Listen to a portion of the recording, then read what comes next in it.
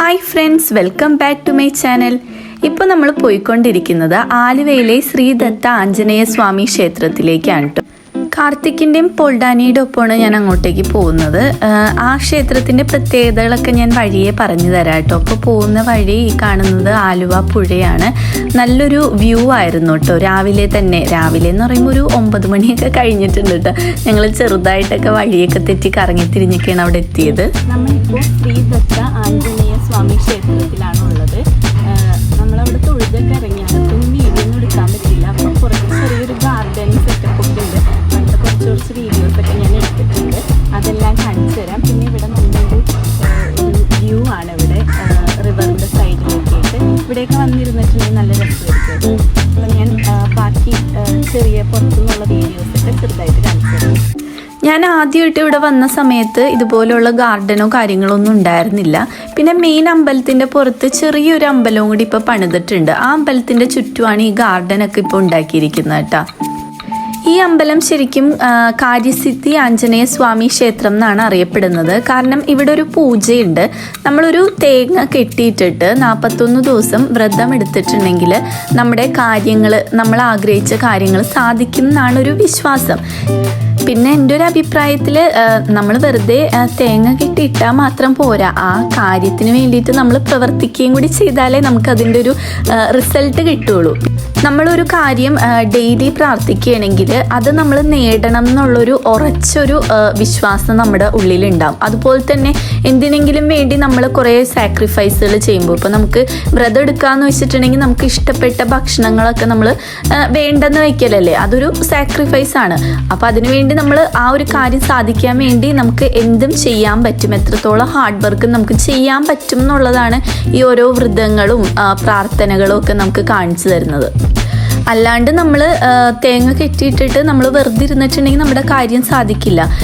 Example ഞാൻ തന്നെയാണ്. ഞാൻ +2 കഴിഞ്ഞപ്പോൾ നീറ്റ് പാസ്സാവാൻ വേണ്ടിയിട്ട് ഇതുപോലെ ഇവിടെ വന്ന് തേങ്ങ കെട്ടിയിട്ടായിരുന്നു. പക്ഷേ ഒന്നും പഠിക്കാതിരുന്നു. അപ്പോൾ എനിക്ക് അതിൻ്റെ റിസൾട്ട് കിട്ടിയില്ല, ഞാൻ പാസ്സായില്ല. പക്ഷേ ഇതിന് FMGക്ക് വേണ്ടി ഞാൻ പ്രിപ്പയർ ചെയ്തിട്ട് തേങ്ങ കെട്ടിയിടുകയും ചെയ്തു. അപ്പോൾ ഞാൻ പാസ്സായി. അപ്പോൾ അതാണ് നമ്മുടെ ഹാർഡ് വർക്കും അതിലൊരു ഫാക്ടറാണ്. പിന്നെ ഞങ്ങൾ അവിടെ നിന്ന് ഇറങ്ങി നേരെ ഫുഡ് കഴിക്കാനായിട്ട് പോയാണ്. ഞാൻ മസാല ദോശ എന്തെങ്കിലും കഴിക്കാമെന്ന് ഓർത്താണ് വന്നത്. പക്ഷെ ഞങ്ങൾ കയറിയ കടയിൽ മസാല ദോശ ഒന്നും ഉണ്ടായിരുന്നില്ല. അങ്ങനെ ഞാൻ പൊറോട്ടയും ചിക്കൻ കറിയാണ് കേട്ടോ വാങ്ങിച്ചത്. ഞാൻ രാവിലെ തന്നെ പൊറോട്ട ഒന്നും കഴിക്കാറില്ലെന്ന് വലിയ ആളായിട്ട് പറഞ്ഞിട്ട് വന്നതാണ്. ലാസ്റ്റ് ഇത് തന്നെ കഴിക്കേണ്ടി വന്നു. കാരണം അവിടെ വേറൊന്നും ഉണ്ടായിരുന്നില്ല. എന്നിട്ട് അവരെന്നെ കളിയാക്കലായിരുന്നു. ഞങ്ങളപ്പോൾ 12:45 ഒരു സിനിമയ്ക്ക് പോകാമെന്നാണ് വിചാരിച്ചത്. അപ്പോൾ ഒരു ബുള്ളറ്റ് നന്നാക്കാനുണ്ടായിരുന്നു. അപ്പോൾ പോൾഡാനി ഷാനിക്കയും കൂടി അത് നന്നാക്കാൻ വേണ്ടി പോയി. അതുകൊണ്ട് നമ്മുടെ സിനിമ കാണൽ കുറച്ച് ലേറ്റായി. ഒരു 3:30 ആയപ്പോഴാണ് കേട്ടോ സിനിമ കണ്ടത്. വാഴയാണ് കേട്ടോ ഞങ്ങൾ കാണാൻ പോയ സിനിമ. ഞാൻ അപ്പോഴാണ് അങ്ങനെ ഒരു സിനിമ ഇറങ്ങിയിട്ടുള്ള കാര്യം തന്നെ അറിയുന്നത്. ഞാനിങ്ങനെ സിനിമയുടെ കാര്യങ്ങളോ അങ്ങനത്തെ കാര്യങ്ങളോ ഒന്നും വലിയ അപ്ഡേറ്റ് ആവാറില്ല. ഇപ്പോൾ ഫ്രണ്ട്സിൻ്റെ ഒപ്പം അല്ലെങ്കിൽ ആരുടെയെങ്കിലും ഒപ്പം സിനിമക്ക് പോവുകയാണെങ്കിൽ അന്നേരം പോകുന്നല്ലാതെ പുതിയ വരുന്ന സിനിമകളൊക്കെ പോയി അപ്പം കാണുക അങ്ങനത്തെ പരിപാടികളൊന്നുമില്ല. അതുപോലെ തന്നെ വീട്ടിലിരുന്നായാലും ഇപ്പോൾ കുറേ നാളായിട്ട് സിനിമ കാണൽ കുറവാണ്. ഇനിയിപ്പോൾ സിനിമ കാണാൻ തുടങ്ങിയാൽ തന്നെ കണ്ടിന്യൂസ് ആയിട്ട് കുറച്ചാളിങ്ങനെ കണ്ടുകൊണ്ടിരിക്കും.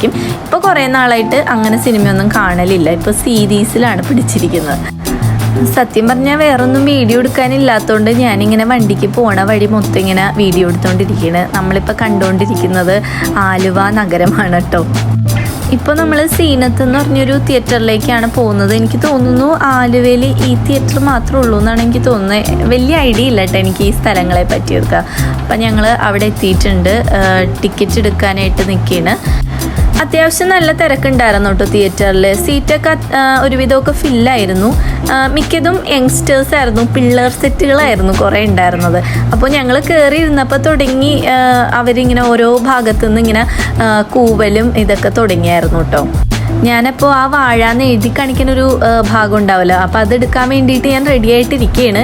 സാധാരണ എല്ലാവരും ആ ഭാഗമൊക്കെ എടുത്ത് സ്റ്റാറ്റസൊക്കെ ഇടാറുണ്ടല്ലോ. അപ്പം അങ്ങനെ ഇടാമെന്നൊക്കെ വിചാരിച്ച് അതെടുക്കാനിരുന്നപ്പോൾ ലാസ്റ്റ് ഞാൻ വീഡിയോ ഓണാക്കിയില്ലായിരുന്നു. എല്ലാം എടുത്ത് പക്ഷേ വീഡിയോ ഓണാക്കിയില്ലായിരുന്നു. അങ്ങനെ എനിക്ക് മിക്കപ്പോഴും പറ്റാറുള്ളതാണ്. ചില ഇമ്പോർട്ടൻറ്റ് ഭാഗങ്ങളൊക്കെ ഇങ്ങനെ ഓണാണെന്നും പറഞ്ഞുകൊണ്ട് ഫോണും വെച്ചുകൊണ്ടിരിക്കും. അപ്പോൾ ആ ഭാഗം കിട്ടാത്തതുകൊണ്ട് ഞാൻ ഈ സിനിമയിൽ അത്യാവശ്യം വാഴ വരുന്ന ഭാഗമൊക്കെ ഇങ്ങനെ സൂം ചെയ്തെടുത്തിട്ടുണ്ട് കേട്ടോ. അത്യാവശ്യം കുഴപ്പമില്ലാത്തൊരു സിനിമയായിരുന്നു കേട്ടോ. ഫസ്റ്റ് ഹാഫ് നല്ല കോമഡി ആയിരുന്നു. കുറേയൊക്കെ നമുക്ക് റിലേറ്റ് ചെയ്യാൻ പറ്റിയ കുറേ കാര്യങ്ങളുണ്ടാവും. നമ്മുടെ സ്കൂൾ ലൈഫും അങ്ങനത്തെയൊക്കെ കോളേജ് ലൈഫൊക്കെ കുറേയൊക്കെ റിലേറ്റ് ചെയ്യാൻ പറ്റും നമുക്ക്. ഗേൾസിനേക്കാൾ കൂടുതൽ ബോയ്സിന് കുറച്ചുകൂടി റിലേറ്റ് ചെയ്യാൻ പറ്റിയൊരു സിനിമയായിരിക്കും. പിന്നെ സെക്കൻഡ് ഹാഫ് എന്ന് പറയുന്നൊരു സെൻറ്റി മൂഡിലായിരുന്നു കേട്ടോ. ഒരു ഫാദർ സൺ റിലേഷൻഷിപ്പ് ആ ഒരു ടൈപ്പായിരുന്നു. പിന്നെ എൻഡിങ് എനിക്ക് അത്ര ഇഷ്ടപ്പെട്ടില്ലായിരുന്നു. അവിടെയില്ല ഇവിടെ ഇല്ലാത്ത രീതിക്കുള്ളൊരു എൻഡിങ് ആണ് ഉണ്ടായിരുന്നത്. ഇത് എൻ്റെ ഒരു അഭിപ്രായമാണ് കേട്ടോ. എല്ലാവർക്കും അത് തന്നെ ആയിരിക്കണം എന്നില്ല. ഞാനിത് ആദ്യം എടുത്ത എന്തോ ഭാഗങ്ങളൊക്കെ എന്ന് തോന്നുന്നു ലാസ്റ്റ് ഉണ്ടെന്ന് വെച്ചിരിക്കുന്നത്. ഫസ്റ്റത്തെ പോർഷൻ എടുക്കാൻ പറ്റാത്തതുകൊണ്ട് ഞാൻ വാഴ എന്ന് എഴുതി കാണിക്കുന്ന ഭാഗം ലാസ്റ്റ് എടുത്തു കേട്ടോ.